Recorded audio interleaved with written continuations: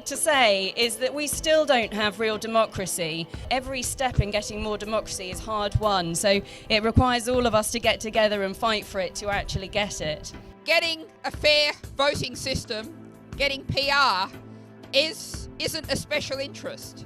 It's a concern for everybody if we are going to be able to fight all the issues we're fighting. In this last election, 68% of votes were wasted, which means they didn't count towards the final outcome at all. That's 22 million people who bothered to vote, and their vote counted nothing for the result.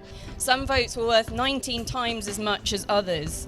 Parties can actually gain votes and lose seats, or lose votes and gain seats. The last three general elections have either delivered two hung parliaments or the most disproportional election in history, where two parties got 5 million votes and received just 2 seats out of 650.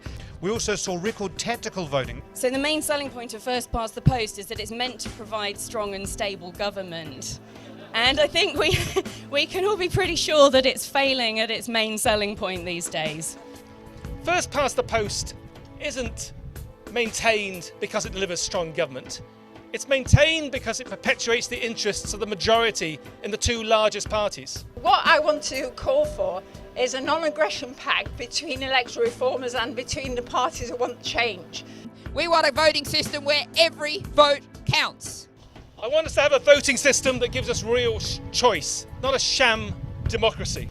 We need other parties in order to get the result that we want, which is a PR parliament, a PR House of Commons. I want us to be able to put new ideas on the table, to argue our causes, to each have the representation we deserve. We need to make sure that in the manifestos for the next election, we have a majority of parties representing a majority of voters, holding a majority of seats. One simple belief unites us all here. We think democracy is a good idea, and it's time that Britain gave it a try. And that is really important, and we can't do that without all the parties, all the electoral reformers working together. We want a democracy because we do not have a democracy now. So our message to all the parties is, let's do this.